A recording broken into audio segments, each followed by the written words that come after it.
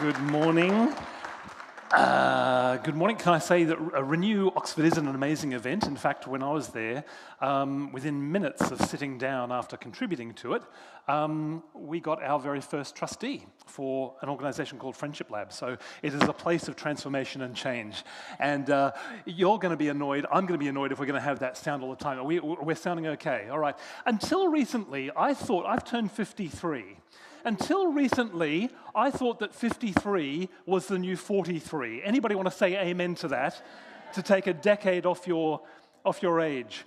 Today and recently, I've started to doubt that and whether my 53 is actually a 63. So a few months ago, I did a TEDx talk. I bought a special jacket for it because I knew it was going to be filmed. It was going to be up on the, TEDx YouTube channel and everything like that. It was down at St. Albans.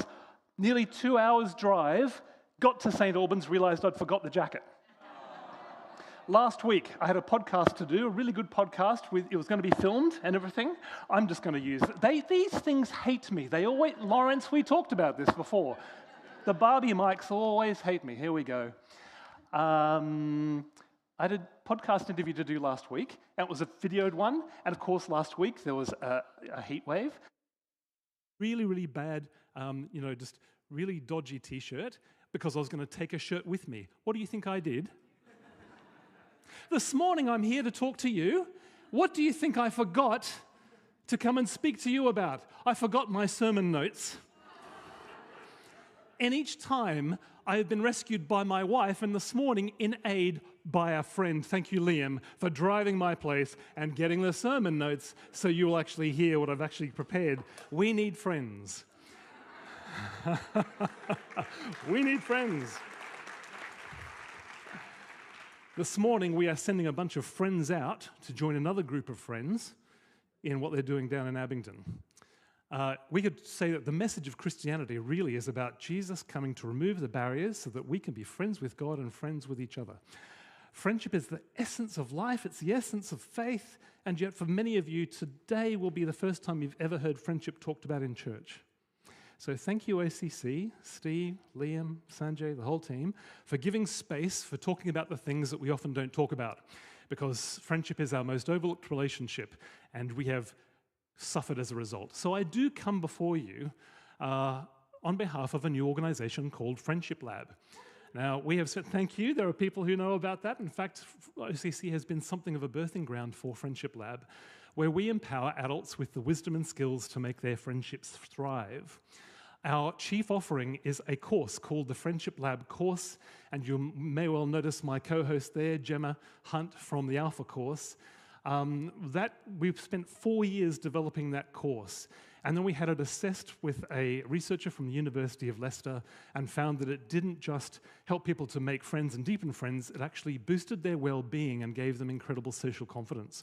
So we're very excited about this. Now, you can do that right now, 6 sessions, you can do it online. What I'm even more excited about is the fact that over the last 7 months, we have been piloting a new version of this called Friendship Lab for Churches, which then takes the course, adds a leader's guide and a whole bunch of promotional assets, turns it into something that any church can run, like an Alpha course for friendship to reach, as we're going to discover, a lonely world. So I'm going to have a QR code for you at the end of this message where you can find out some free tools and get something that will help you. So get your phone ready for that. I think most of us have had a moment in our lives where we have realized the importance of friendship. Mine came a few years ago. So Merrin and I, back when we actually had colour in our hair, we were sitting in a drab seminar room in a government department building in Sydney, Australia, where we were living at the time. This is 2008.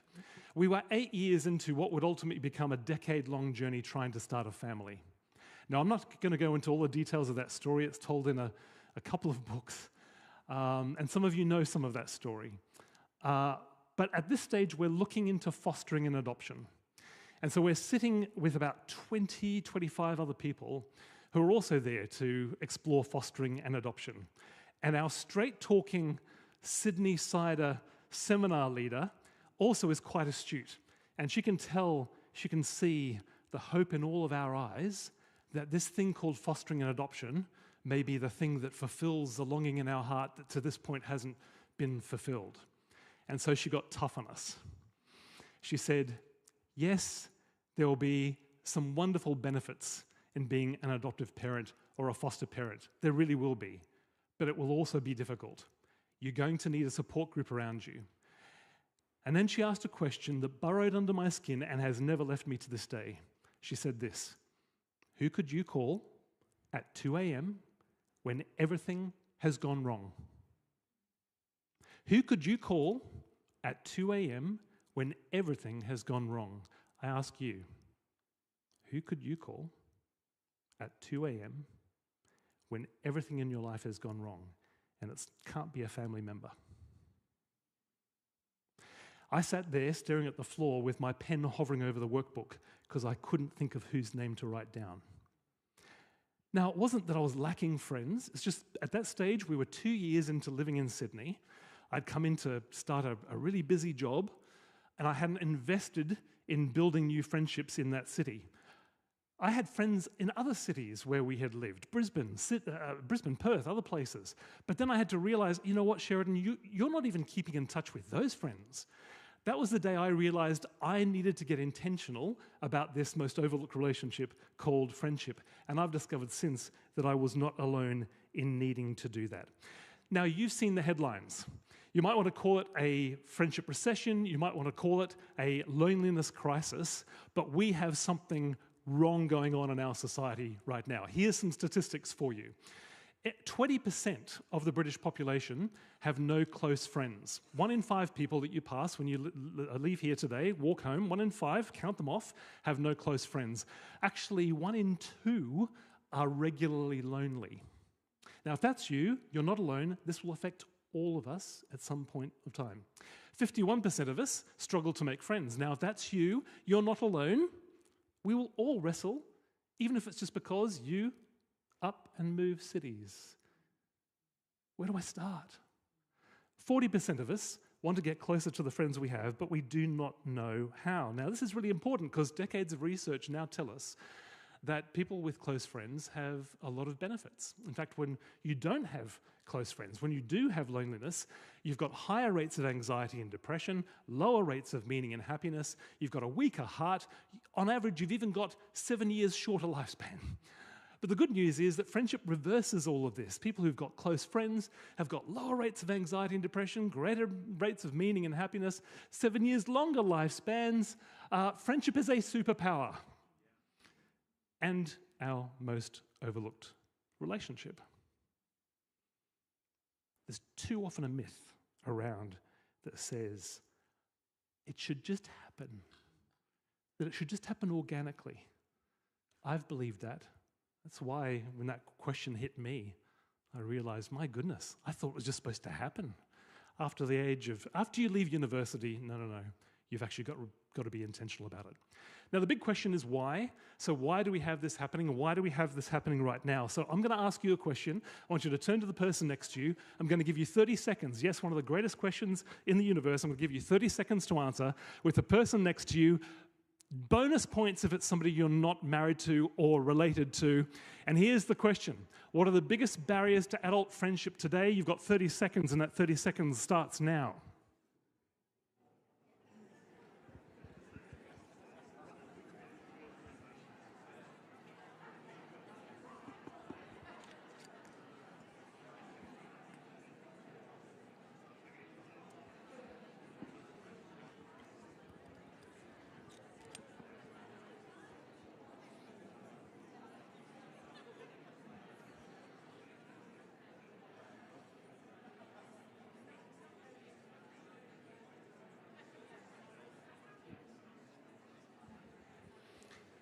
Five seconds.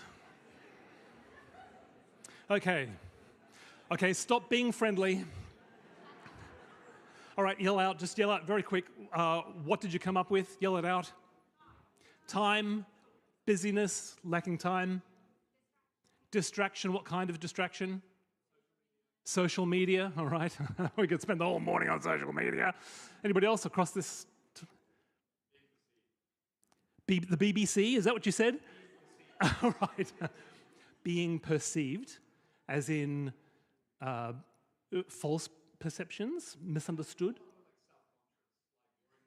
Self-consciousness, great, really good, great. Anybody else from over here? Anybody else from over here? You've missed your chance, everybody over here?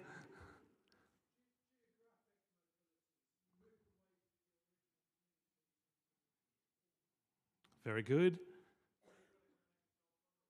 Vulnerability, being willing to make yourself vulnerable. You guys are good. All right. An obsession with romantic relationships. Okay, somebody's been reading my lost sermon notes. Do you want to hear what the surveys say? Here's what the surveys say. The number one barrier to friendship today is busyness. So well done. Points to you, points to you. And again, if you were talking to somebody you weren't related to, double points, 20 points for you. Next one is mobility. Well done. Geographic mobility. How many of you have actually, no, I'll reword it. How many of you have not been born and bred in Oxford? How many? You've come from a different city to the city that you grew up in. Okay, keep your hands up. How many of you have moved twice from the city that you were born in?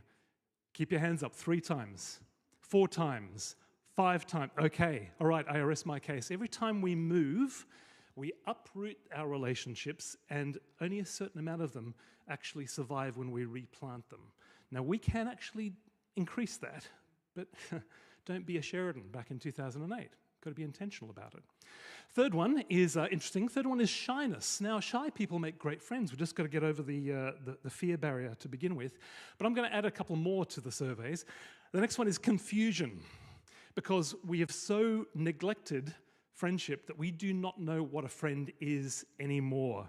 The internet is awash with cutesy stories of people who are becoming friends, like this one, the amazing story of how a 2-year-old became best friends with the elderly neighbor who is 99. Now I ask you, who's calling who at 2 a.m.?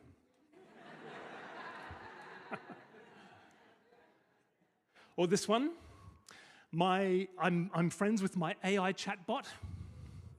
I guess AI chatbots don't cancel dinner plans. 33% of British citizens have actually already used ChatGPT or Claude, not just for lasagna recipes and to help with a spreadsheet, but for companionship. That's concerning. If you're thinking of doing that, don't. Short answer, it'll make you narcissistic. And that's not going to make anybody friends. This is my favorite, the man who became best friends with a fish. Now, is it just me, or does that fish look decidedly uncomfortable? We can mistake other relationships for friendship as well. Our colleagues are not necessarily our friends. I spoke with a very professional man who had just retired after years at the top of his game. And he said, all these years I thought I had friends, but I only had colleagues, and I never knew the difference. The people who serve us are not necessarily our friends. Your barista may know your order better than your spouse does. Your hairdresser may know all your family secrets, and even a few you don't know. But that does not a friendship make. The people we serve in charities, etc., they may not be friends either. In fact, there can be barriers as to why we even should be equal friends with folks that we are serving. So we've misunderstood friendship. And then another reason for the problems that we have right now, I'm going to say, is neglect. And the neglect is that we have neglected friendship so long that we no longer know what it is, and it goes right to what Sanjay was saying, is that we have focused the spotlight for years now on the other relationship, romance. And if you don't believe me, just open up your Spotify playlists, and when you get home today, not now, when you get home this afternoon, I challenge you to find one song about friendship in your playlists. If you do, it'll be a mere drop in an ocean of love songs. Everybody in this room knows the date of Valentine's Day, or at least half the population of this room knows the date of... How many of you know the date of International Friendship Day? We have so ignored it. July 30th. Put it in your diary. Let's celebrate it. Even in the church, we have had books and courses and apps and whole organizations dedicated to dating and marriage and family. I thank God for every single one of them. We've needed that. But until recently, we've had next to nothing on friendship, which is why Friendship Lab exists. So, what is a friend? Let's just clarify that. What is a friend? This is where comedians have stepped in to give us a definition because we don't have one anymore. So I think of Jim Hayes, who came along and he said, a friend is someone who helps you move house. A best friend is someone who helps you move a body. Groucho Marx, a friend is someone who visits you in jail. A good friend is someone who bails you out. And a best friend is someone who turns to you in the cell and says, "That was fun."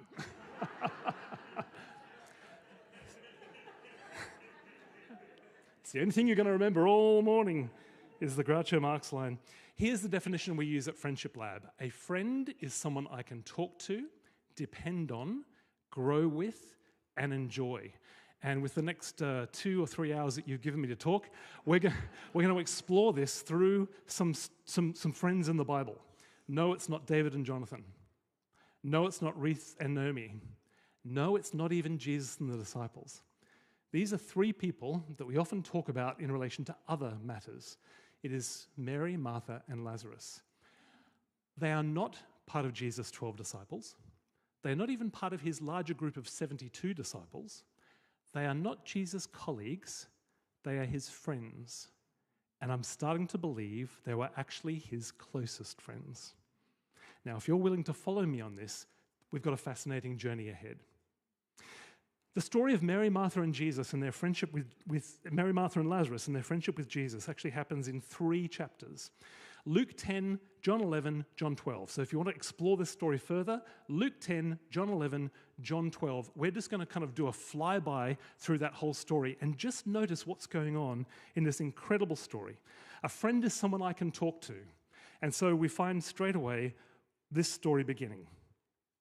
As Jesus and his disciples were on their way, he came to a village where a woman named Martha opened her home to him. She made room for Jesus. Our homes are our inner sanctums. They're the place where we can relax, we can be ourselves. They're the place where our personalities are on display by the books on our shelves and the artworks on our walls. When Martha opens up the door to her home, she's inviting Jesus not just into her home, but into her life. She had a sister called Mary who sat at the Lord's feet listening to what he said. But Martha was distracted by all the preparations that had to be made. She came to him and she asked, "Lord, don't you care that my sister has left me to do the work by myself? Tell her to help me." Now, in a word, what emotion do you think Martha is expressing at that moment? It's frustration. Who is she frustrated with? Mary. Who else? Whoa, now that's interesting. You think about everybody else who speaks to Jesus in the New Testament. Listen to the kind of language that they give. There's the lawyer. "Good teacher, what must I do to inherit eternal life?" There's the official. "Sir, would you come and heal my child?" What about the man with leprosy? "Lord, if you are willing, you can make me clean." It's all very polite. It's all very deferential. It's all very, dare I say, British. And yet what is Martha basically saying to Jesus? "Jesus, why don't you tell my lazy sister to come here and help me with the mashed potatoes?" This is the language of emotional honesty. This is the language of friendship, which is why I'm pretty convinced now that this isn't the first time that Martha has invited Jesus into her home. The 3 siblings actually live in Bethany. It's just outside of Jerusalem. I can imagine them living in a bit of student accommodation, and they've just got a basic place, but every time Jesus is coming through, he drops in on his friends. And this language reminds me of some beautiful words from a 19th century writer, Dina Craik. She said this, "Oh, the inexpressible comfort of feeling safe with a person, having neither to weigh thoughts nor measure words, but pouring them all right out, just as they are, chaff and grain together, knowing that a faithful hand will separate one from the other."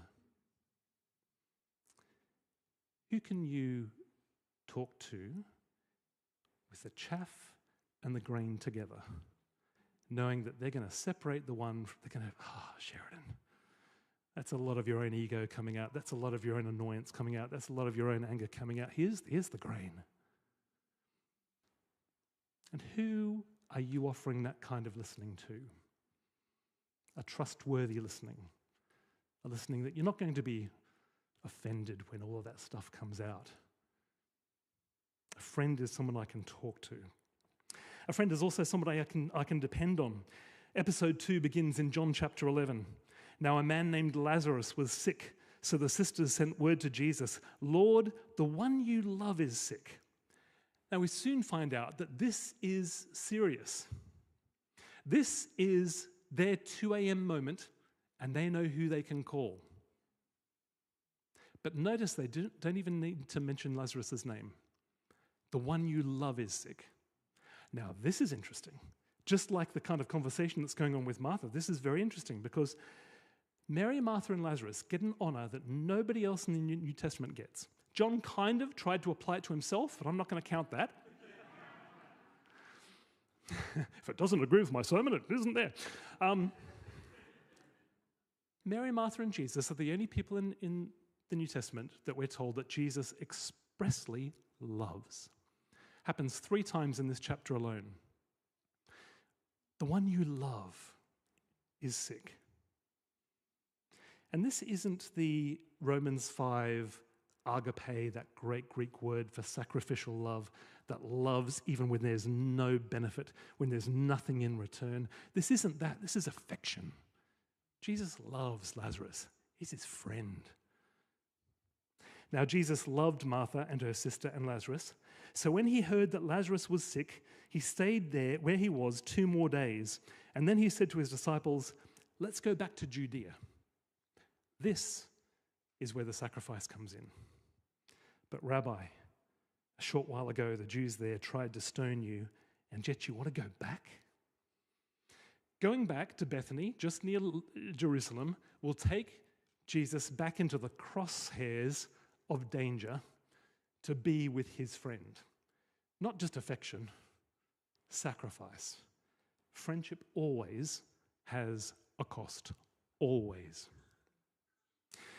Now, a couple of years after that moment that Merrin and I had in that Sydney seminar room, we faced our own 2 a.m. moment. And again, some of you know that story. I'm not going to go into detail. But we tried everything to start that family. We tried special diets. We tried special supplements. Tried chiropractic at one stage. I'm not too sure why. We tried romantic dinners and moonlit walks. That didn't even work. We tried IVF. The result of going through that adoption and fostering process was that we were accepted, and we were told actually by the social workers, "You're a really attractive couple. I don't think it's going to be long until you're placed with a child. Just wait for the phone call." Well, 2 years later, there had been no phone call.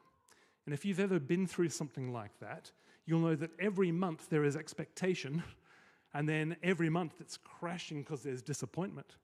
And when that goes on year after year after year, it picks away at the very essence of your being, the very fabric of your personality.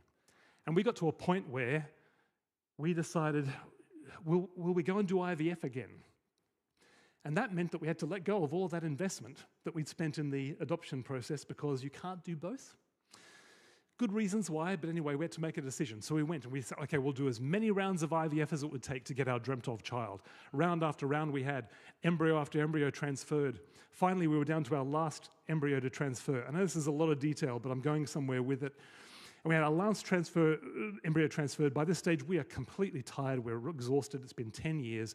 And then we get a phone call in December of 2010 that we had not been expecting to receive. And it was Emily from the IVF clinic. And she said to Merrin, "It's looking good." And Merrin said, "Define the word good." Are we talking good? Or are we talking good? And Emily said, "All your hormone levels are exactly where we'd expect them to be for a pregnancy." Now, can you imagine the jubilation that erupted amongst our family and friends who had been journeying with us for now 10 years to have that dreamt of child? Christmas Eve, 2010, we receive another phone call. It's Emily from the IVF clinic, and she says, "I'm so sorry." Because the IVF drugs had created a gestational sac, but there was no body in the sac, and it had fooled even the doctors.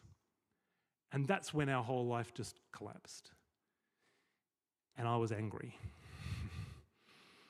and I was hurt, and I was tired, and so was Marin, but I knew I needed to talk to, felt like we'd glimpsed the promised land, and then we'd been barred from entering it. And I needed to talk to somebody, because firstborn, only child for the first 13 years of my life, I kind of used to doing things by myself. No, Sheridan, you've got to talk to somebody. What did you say? Being vulnerable with somebody else? Who can I talk to? And one guy came to mind. Very, very busy. Did a lot of travel. He had a family. It was a Saturday. He lived 2.5 hours drive away. But I thought, you know what? I'm going to email him. And I emailed and I told him what had happened. And I said, if there's anybody that I feel like I could talk to about this, it would be you. Do you have any time? And he got back. He replied straight away and he said, this is nice. He said, you know what? I've got to come your way anyway to go to IKEA. That's friendship. You're not telling them the great sacrifices you're making. I'm just coming past your way anyway, 2.5-hour drive, just past your way. He came down, listened to me for hours as I just poured it all out, and a whole bunch of other things that had gone on around about the same time. And then I knew that I actually did have my person that I could call at 2 a.m. or even 2 p.m. when everything has gone wrong. Friendship requires sacrifice. A friend is someone I can talk to. A friend is certainly somebody I can depend on. Who could you call in that moment? More importantly, who knows that you would take their call? One of my hopes is by the end of this morning, you've got at least 2 people in your mind that you can text to let them know that there was this guy talking about friendship and your name came to mind. Talk to, depend on. A friend is also somebody I can grow with. Aristotle said friendship is a school for virtue. Solomon in the Proverbs says that as iron sharpens iron, so one friend sharpens another. And the irony is that some of the greatest growth that's going to happen when we disappoint each other. And my goodness, we will. So Jesus is about a day's walk from Bethany when he gets this information that one you love is sick. There's no train, there's no bus, there's no Uber. And yet we're told that when he heard that Lazarus was sick, he stayed where he was 2 more days. Now, scholars have thought about this and thought, was he setting up a miracle and all that? I'm not going to sidestep all of that, because what the result was that when Jesus did arrive, he was so late, not only had he missed being with Lazarus in the hospital, he had missed the funeral. And Mary and Martha cannot contain their disappointment. When Jesus first arrives, he doesn't even get to the little flat in Bethany. He stays outside. Mary will not even go out to see him. When she does finally, she says this, Lord, if you'd been here, my brother wouldn't have died. If you'd been here. Ever been let down by a friend? You ever let down a friend? Sometimes our friends are going to let us down through neglect. That's going to happen. We're going to do it to them. But at other times, it's going to be through competing demands. What do you do if being there for your friend will mean maybe not being there for a family member, your husband, wife, child, parents? What happens when there are 2 wills to serve? This is what's going on with Jesus. He wants to be there for the one that he loves. And yet also he's been called to do the will of God. What did Jesus say? I only do what I see the Father doing. And for some period of time, that's going to turn into disappointment until it turns into growth. Now, we've already heard from Mary there. Martha now comes into the scene. Now, she has grown since episode 1. Remember back then, it was Mary on her knees listening to everything that Jesus said, and it was Martha who was the one who was frustrated. Everything reverses now. And Martha says this. She says exactly the same thing as Mary. She says, Lord, if you'd been here, my brother wouldn't have died. But I know now, she goes on, I know now that God will give you whatever you ask. That is trust. That is growth. She's grown since episode 1.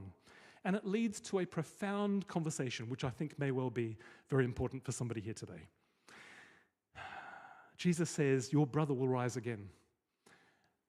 And she says, well, I know he's going to rise again at the end of time, at the last judgment when we're all raised and judged. And then Jesus gives these most profound words that have been preached on for 2 millennia since. He says, I am the resurrection and the life, Martha. Whoever believes in me will not die. They'll have life. Do you believe this? Now, firstly, do you see what's happening? Jesus is coming and bringing hope into his friend's life, opening up her perspective, bringing her a hope that only he can bring. That's what us as friends do. We come and we bring hope. We open up eyes to a broader story. It's very profound. But I wonder if this is also for you too. If you're here and you're not a Christian, I think this is your question. I am the resurrection and the life. Do you believe this? It's a question for all of us to answer. Jesus is claiming, I have the power to raise you up from the dead, and in Lazarus' case, it's going to happen right there in the present moment, before the end of time. I've got the power to both raise you up from the dead, and I've got the power to give you life to the fullest now. I am the resurrection and the life. Do you believe this? And there's 3 answers. One, you could say yes. And if you're not a Christian, you're about to say yes, well, you're just on your way to walking into the family of God. The other one is to say no.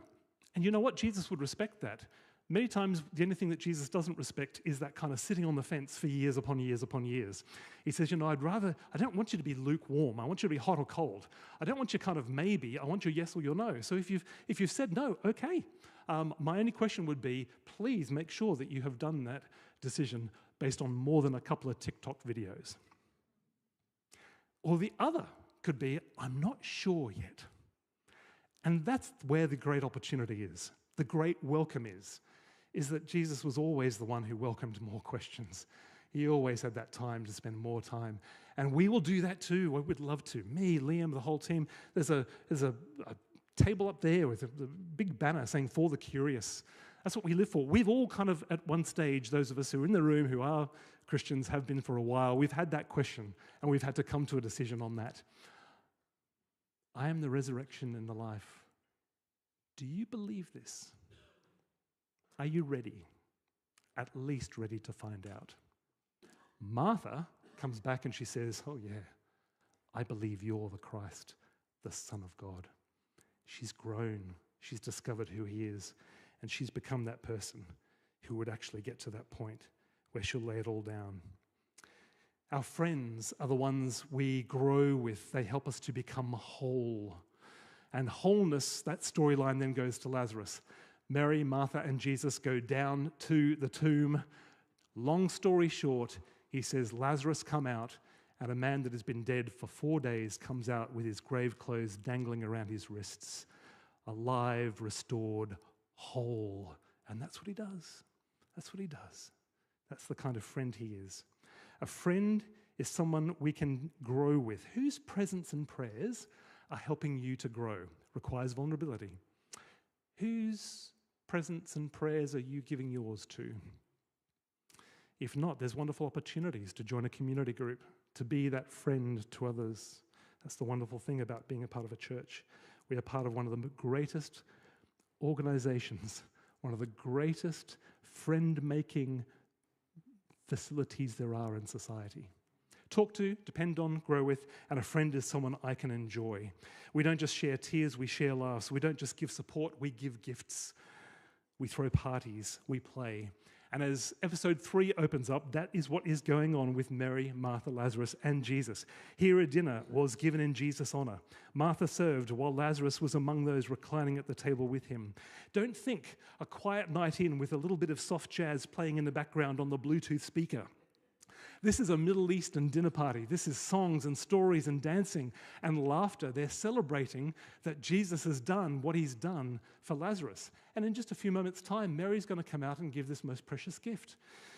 We're told that she brings out this jar of perfume. It's worth a year's wages. It's probably an heirloom. If it's not an heirloom, it's probably a dowry. She cracks open the top. And in those days, that means this is the one and only time she can use it. She pours that perfume on Jesus in something that actually has much greater meaning than she realized at the time. But she's taking her greatest gift and she's giving it to Jesus. He's worth that much. Who can you enjoy? A friend is someone I can enjoy, whether it's because we play a great game of tennis together or because just we stimulate each other's kind of thinking, or because we've got the same sense of humor, or perhaps because you, like me, enjoy moody European films with subtitles. The kind my wife hates, but I love. Okay, everybody dies in the end, but they die so meaningfully. Talk to, depend on, grow with, and enjoy. Who brings joy into your life? And how are you bringing joy into theirs? If ever you have a friendship where you're just kind of going, we're stagnating, pull this out. Are we talking? Depending? Growing? Are we enjoying? Has that been, which bit do we need to work on? And you'll find you've got kind of a ready acrostic to start kind of working on your friendships.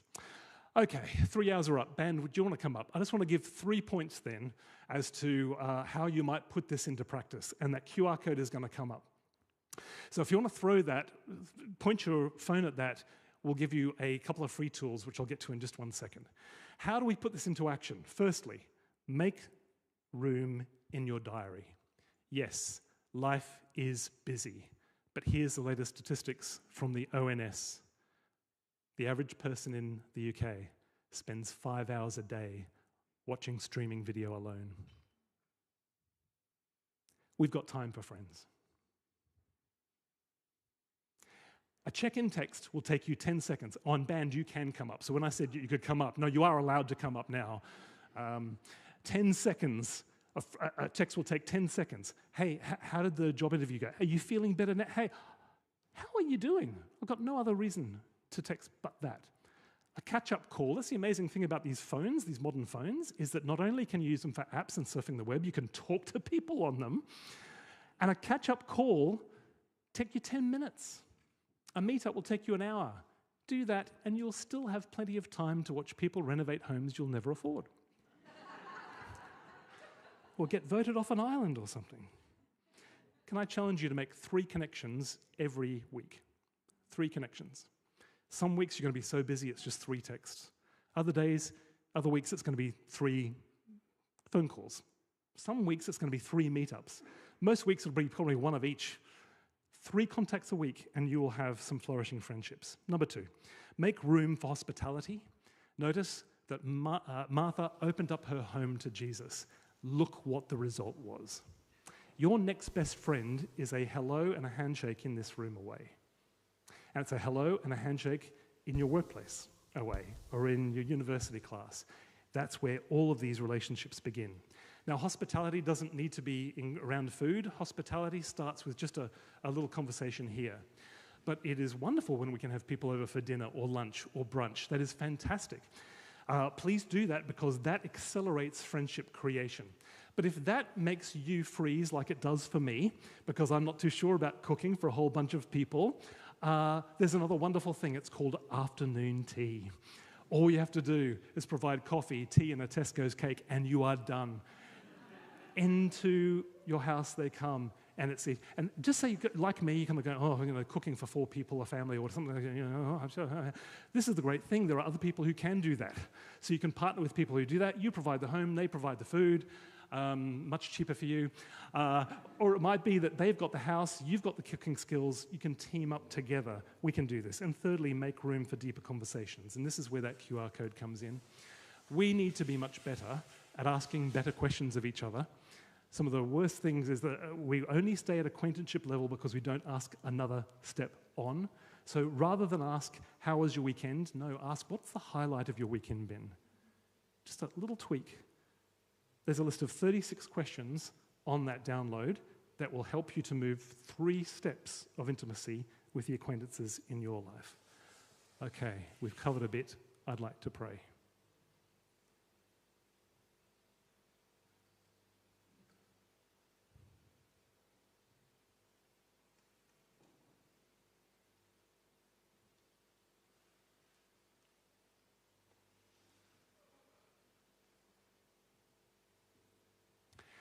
Lord, we live in a lonely world, and we too have been, or indeed maybe right now are, needing more connection.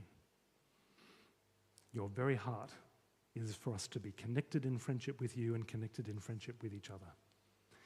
And so I ask by your Spirit that you would work into each life, each heart, each mind today, here.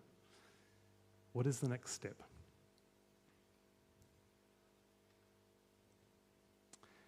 And in fact, I'm going to pray that the Lord would give you two names. First is a name of a friend. Might be somebody in this room, might be somebody at work, might be somebody at university, might be somebody in your sports club.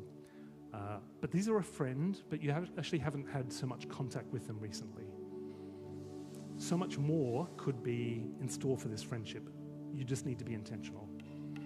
So Lord, who is that person? Who is the friend that each of us need to contact to let them know what they mean to us? And in fact, I'm going to ask you to, before today is out, to send them a text to let them know what they mean to you. Because generally good intentions are lost by Monday morning. This afternoon, just a very simple text. Blame it on me. There's this guy who came in and he said about friendship and the first person I thought of was you. And I want you to know the reason why I appreciate you so much is this, this, and this. Just 3 things. Who is that person for you? Might have been coming up as I've been asking my questions after each of these points. The second, who is the acquaintance that you know that there might be a spark there, you don't know yet, but this relationship could go a step further.